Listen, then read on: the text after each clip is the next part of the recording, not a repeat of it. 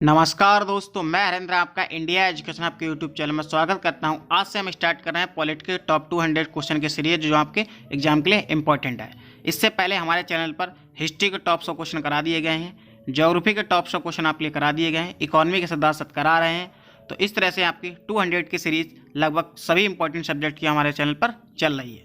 तो आज से हम आपके लिए पॉलिटी करा रहे हैं और इसमें सभी क्वेश्चनों का समावेश किया गया। कुछ रिपीटेड क्वेश्चन है जो आपके प्रीवियस ईयर क्वेश्चन में कई बार आए हैं, कुछ सरल क्वेश्चन है, कुछ नए क्वेश्चन भी आपको मिलेंगे। और इसका उद्देश्य ये है कि आपके एग्जाम में जिस तरह के क्वेश्चन आते हैं उसी तरह के यहाँ प्रैक्टिस कराई जाए, जिससे कि आप अपना जीएस में अच्छा स्कोर कर दें और बाकी जो सब्जेक्ट हैं पॉलिटी के जो भी आपके जीएस में आते हैं उनमें भी आप अच्छा स्कोर कर सकें। तो यही इसका उद्देश्य है, आप अच्छे ज़्यादा से ज़्यादा प्रैक्टिस करें, जिससे कि आपको ऑब्जेक्टिव क्वेश्चन आपको जब फेस करें तो आपको ये लगे कि ये पढ़ा हुआ क्वेश्चन है। तो मैक्सिमम क्वेश्चन की प्रैक्टिस कराने का इंडिया एजुकेशन आपकी कोशिश कर रहा है। तो आप इंडिया एजुकेशन आपके साथ में बने रहें और चैनल को सब्सक्राइब नहीं किया तो चैनल को सब्सक्राइब कर लें और बेल आइकन प्रेस कर लीजिए। चलिए, आज का हमारा पहला क्वेश्चन है, आप यहाँ देख सकते हैं। 1960 के पश्चात किन राज्यों का गठन किया गया, इनके गठन का सही क्रम क्या था? 4 ऑप्शन दिए गए, हरियाणा, सिक्किम, नागालैंड, मेघालय।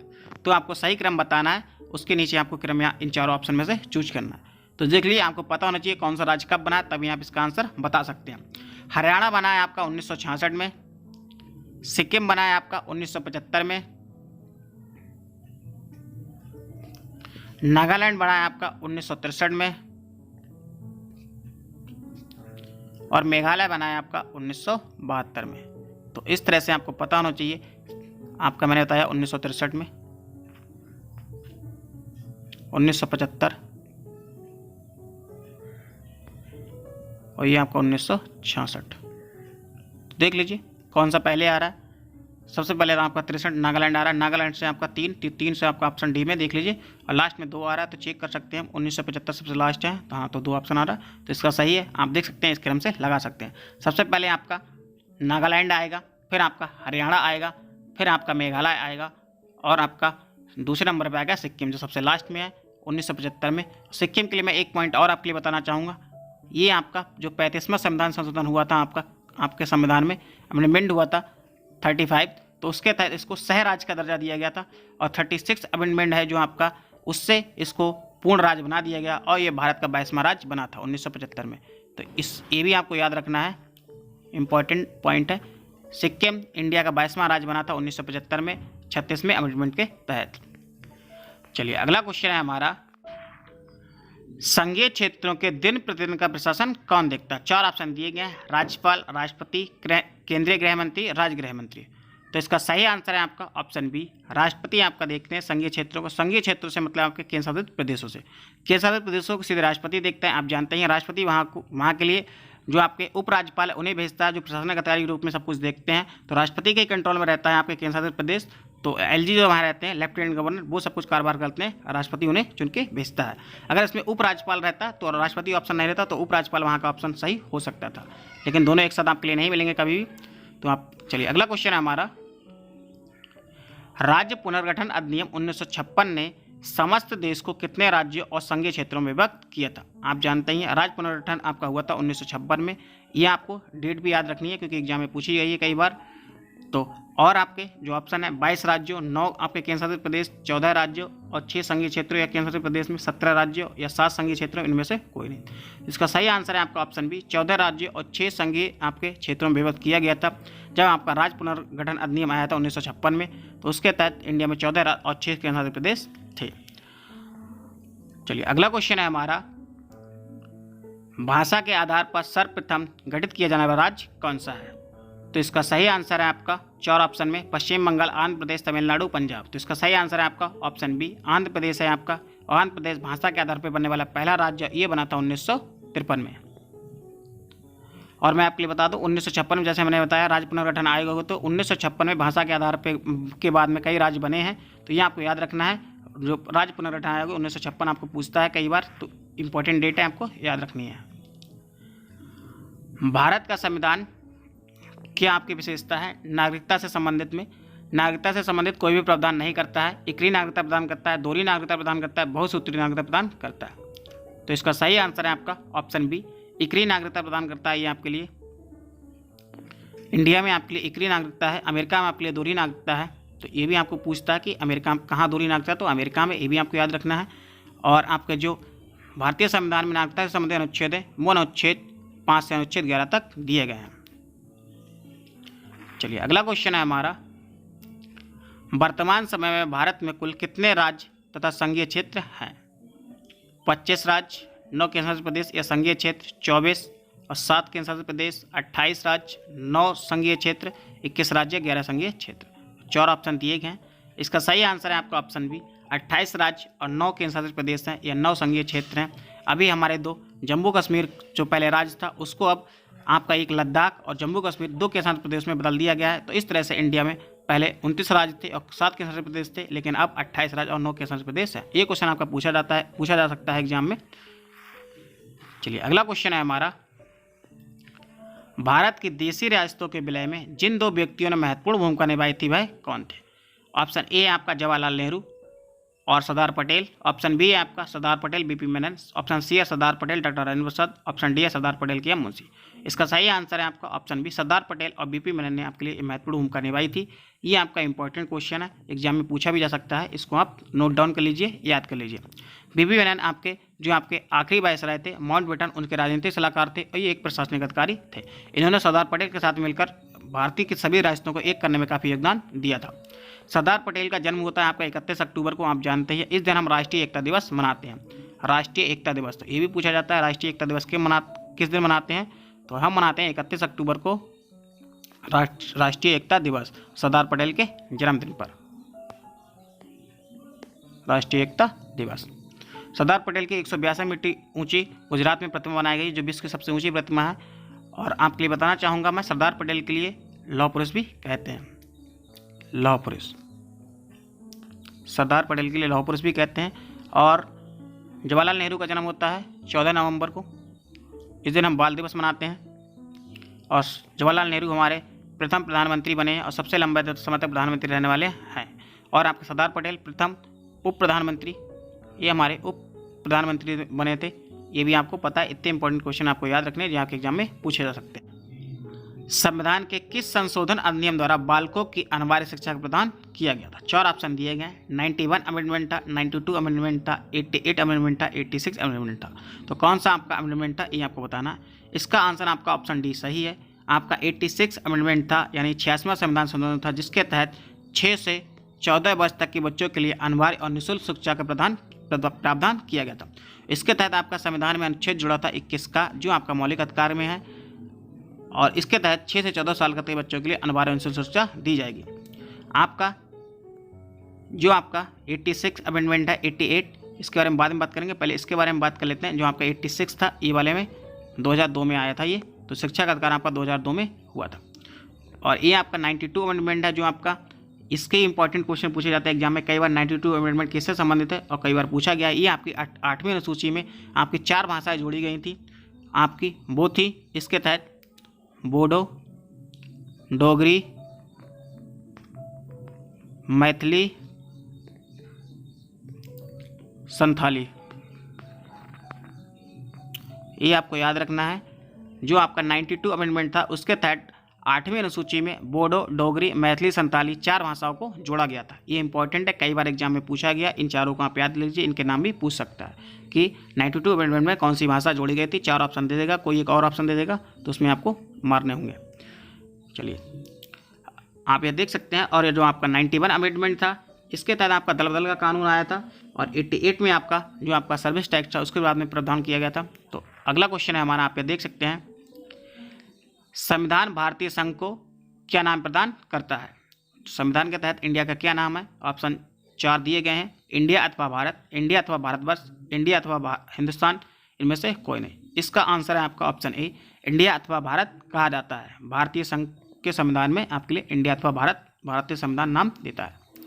चलिए अगला क्वेश्चन है हमारा, भारत में राजनीतिक शक्ति का प्रमुख स्रोत क्या है? तो 4 ऑप्शन दिए गए हैं। संविधान, संसद, संसद एवं विधानसभा, ऑप्शन डी है जनता। तो इसका सही आंसर है आपका ऑप्शन डी है। भारत में राजनीतिक शक्ति का जो प्रमुख स्रोत है वो जनता है। संवैधानिक शक्ति का प्रमुख स्रोत आपका संविधान होगा। भारतीय संविधान 26 जनवरी 1950 को लागू हुआ है, ये आप सब जानते ही हैं। और संसद प्रणाली ली है हमने इंग्लैंड से, लेकिन इंग्लैंड में आपकी सर्वोच्च होती है संसद, लेकिन इंडिया में सर्वोच्च है आपका संविधान। ये आपके लिए इंपॉर्टेंट पॉइंट है, जो इंग्लैंड से हमारा अलग है। संसदीय प्रणाली हमने इंग्लैंड से ली है, लेकिन हमारे यहाँ सर्वोच्च संविधान है, संसद सर्वोच्च नहीं है। इंग्लैंड में संसद सर्वोच्च है। जितने भी आपकी संसदीय प्रणाली है वो हमने सभी इंग्लैंड से लिए। जब भी न्याय की बात आए, न्यायपालिका हमने अमेरिका से लिए, ये आप जानते ही हैं। चलिए अगला क्वेश्चन है हमारा, निम्नलिखित में से किसको संविधान की आत्मा कहा गया है? 4 ऑप्शन दिए गए, मौलिक अधिकार, राज्य के निधि तत्व, प्रस्तावना और न्यायिक परीक्षण को। तो यहाँ पे आप देख सकते हैं इसका सही आंसर है आपका ऑप्शन सी, प्रस्तावना के लिए भारतीय संविधान की आत्मा कहा गया। और प्रस्तावना की भाषा ली हमने ऑस्ट्रेलिया से और प्रस्तावना ली हमने अमेरिका से। ये भी क्वेश्चन कई बार पूछा जाता है आपके एग्जाम में। प्रस्तावना ली है हमने अमेरिका से और प्रस्तावना जो की भाषा है वो हमने ऑस्ट्रेलिया से लिया है। दोनों इंपॉर्टेंट क्वेश्चन आपको याद रखने हैं। न्यायिक जो आपका निरीक्षण है ये हमने अमेरिका से लिया है। जुडिशियल रिव्यू ये भी हमने अमेरिका से लिया है। न्याय की बात हो तो मोस्टली हमने चीज़ें अमेरिका से ली, ये आपको याद रखना है। मौलिक अधिकार भी हमने अमेरिका से लिए हैं, मौलिक अधिकार भी हमने अमेरिका से लिए हैं। भारतीय संविधान था उसमें मूल संविधान में मौलिक अधिकार थे, लेकिन अमेरिका का जो संविधान था उसमें मौलिक अधिकार उस समय नहीं थे। मौलिक अधिकार अमेरिका के संविधान में बाद में जोड़े हैं। ये जुड़े हैं 1791 में। अमेरिका के संविधान में 1791 में मौलिक अधिकार जुड़े थे। और अमेरिका आज़ाद हुआ था आपका 1776 में। 1776 में अमेरिका आज़ाद हुआ था। उसका संविधान लागू हुआ था 1789 में और मौलिक अधिकार लागू हुए थे 1791 में। तो मौलिक अधिकार बाद में लागू हुए थे, भारतीय संविधान में शुरू से ही मौलिक अधिकार थे। आपके नीति निर्देशक तत्व मौलिक अधिकार आपके 12 से 35 तक है, अनुच्छेद 12 से अनुच्छेद 35 तक। उसके बाद आपके स्टार्ट हो जाते हैं, ये भाग 3 में मौलिक अधिकार। तो इतनी चीज़ें इतनी बता रहा हूँ, सब याद है, इंपॉर्टेंट है, कई बार एग्जाम में पूछी गई हैं। सभी पॉइंट आपको याद भी होंगे और जो नहीं याद उसको आप नोट डाउन कर लीजिए। ये आपके 36 से 51 तक है। 36 से 51 तक आपके नीति निर्देशक तत्व हैं आपके, और आपके 51 का में आपके मौलिक कर्तव्य दिए गए हैं। आगे आपके इसके आगे 51 का में आपके मौलिक कर्तव्य दिए गए हैं। तो नीति निर्देशक तत्व आपके भाग 4 में दिए गए हैं, मौलिक अधिकार आपके भाग 3 में दिए गए हैं। तो ये भी पूछता है कि इस भाग में क्या है। चलिए अगला क्वेश्चन है हमारा, संविधान की प्रस्तावना में स्वतंत्रता, समानता, बंधुत्व के उद्देश्यों को जोड़ने की प्रेरणा कहाँ से मिली? 4 ऑप्शन दिए गए, फ्रांस की क्रांति, रूस की क्रांति, अमेरिका की स्वतंत्रता घोषणा से या संयुक्त राष्ट्र संघ के चार्टर से। तो इसका सही आंसर है आपका ऑप्शन ए। आपके लिए ऑप्शन ए सही है इसका। फ्रांस की क्रांति से हमारे संविधान में स्वतंत्रता, समानता एवं बंधुत्व के उद्देश्य, ये 3 शब्दों को जोड़ने की प्रेरणा मिली है। फ्रांस की क्रांति का नारा ही था स्वतंत्रता, समानता एवं बंधुत्व। तो उसी नारे के आधार पर हमारे संविधान में ये जोड़े गए हैं प्रस्तावना में। और प्रस्तावना में एक बार हमारे परिवर्तन हुआ है। चलिए अगला क्वेश्चन है हमारा, प्रस्तावना में प्रयोग किए गए समाजवादी एवं धर्मनिरपेक्ष शब्द कब जोड़े गए? 4 ऑप्शन दिए गए हैं, 24वें संविधान संशोधन के तहत, 29वें संविधान संशोधन के तहत, आपके 42वें संविधान संशोधन के तहत, उसके बाद है आपका 44वां संविधान संशोधन के तहत। तो इसका सही आंसर है आपका जो समाजवादी धर्मनिरपेक्ष आपके शब्द जोड़े गए थे वो आपके 42वें संविधान संशोधन के तहत जोड़े गए थे। 42वें संविधान संशोधन के तहत हमारे संविधान में समाजवादी, धर्मनिरपेक्ष, एकता एवं अखंडता 3 शब्द जोड़े गए थे और ये हमारी प्रस्तावना में पहली बार परिवर्तन हुआ था। अब तक प्रस्तावना में एक ही बार परिवर्तन किया गया है। तो ये आपके 42वें संविधान संशोधन के तहत किए गए थे। 44वें संविधान संशोधन के तहत आपका जो आपका कानूनी अधिकार था वो आपका जो आपका मौलिक अधिकार था संपत्ति का अधिकार, उसे कानूनी अधिकार बना दिया गया। और इस समय संपत्ति का अधिकार आपका अनुच्छेद 300 का या 300A में है। ये आपका कानूनी अधिकार है, पहले आपका मौलिक अधिकार था। वर्तमान में मौलिक अधिकारों की संख्या 6 है, पहले आपके 7 थी, संपत्ति का अधिकार हटा दिया गया है। चलिए अगला क्वेश्चन है हमारा, पहली बार प्रस्तावना में संशोधन कब किया गया था? अभी मैंने आपके लिए ऊपर बताया प्रस्तावना में पहली बार संशोधन कब किया गया था। तो इसका सही आंसर है आपका ऑप्शन बी, 42वें संविधान संशोधन के तहत प्रस्तावना में पहली बार संशोधन किया गया था। और इसके तहत भारतीय संविधान में आपके लिए मैंने ऊपर बताए थे 3 शब्द जुड़े थे जो आपके लिए याद रखने हैं, कभी भी पूछे जा सकते हैं। समाजवादी, धर्मनिरपेक्ष, एकता और अखंडता। समाजवादी, धर्मनिरपेक्ष, एकता और अखंडता, ये 3 शब्द आपके संविधान में जुड़े थे। ये हुआ था आपका 42वां संविधान संशोधन। 44वें संविधान संशोधन मैंने आपके लिए बताया था, आपका जो संपत्ति का मौलिक अधिकार था उसे हमने बदल के कर दिया गया था कानूनी अधिकार में। अब संपत्ति का अधिकार कानूनी अधिकार है, इसके तहत हमें ये अधिकार मिला था। और आपका जो आपको आंतरिक अशांति, जो सैन्य विद्रोह होता था, आंतरिक अशांति के खिलाफ राष्ट्रीय आपात लगता था, उसके आधार पर आपका सैन्य विद्रोह कर दिया गया था। ये भी आपका 44वें संविधान संशोधन के तहत हुआ था। अगर आप 42वें संविधान संशोधन के तहत, इसमें हमने मौलिक कर्तव्य जोड़े थे, जो 51 काम ही आपके 42वें संविधान संशोधन के तहत मौलिक कर्तव्य जोड़े गए थे। आप 42वें संविधान संशोधन और 44वें संविधान संशोधन अच्छे से पढ़ लीजिए, इससे हमेशा एग्जाम में आपका क्वेश्चन पूछा जाता है। 35वें संविधान संशोधन मैंने आपके लिए बताया था, सिक्किम को सह राज्य का दर्जा दिया गया था, तो ये आपको पता होगा। और 36वें तहत उसे पूर्ण राज्य दर्जा दिया गया था, तो ये आपके लिए इंपॉर्टेंट है। हमारा लास्ट क्वेश्चन आज का, भारतीय संविधान की प्रस्तावना में कितनी बार संशोधन किया गया? सिर्फ एक बार संशोधन किया गया, ये आपको मैंने पहले बता दिया था। उसके तहत 3 शब्द जोड़े गए थे आपके, समाजवादी, धर्मनिरपेक्ष, एकता और अखंड। चलिए, तो आज हम इतना ही रखते हैं। हमने आज 15 क्वेश्चन कर लिए। इसके आगे का हम क्वेश्चन अगली वीडियो में देखेंगे।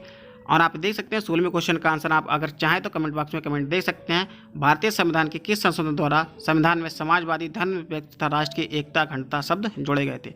इसका भी क्वेश्चन ऊपर डिस्कस किया गया था, उसी तरह से एकदम सेम इसका आंसर आपको पता होना चाहिए। तो इसका आंसर आप कमेंट बॉक्स में दीजिए। और आपको ये भी बताना है साथ में, आपका 42वां संविधान संशोधन और 44वां संविधान संशोधन कब हुआ था? क्योंकि 42 में आपके अमेंडमेंट से 42 अमेंडमेंट और 44 अमेंडमेंट से आपके कई बार एग्जाम में क्वेश्चन पूछे गए हैं।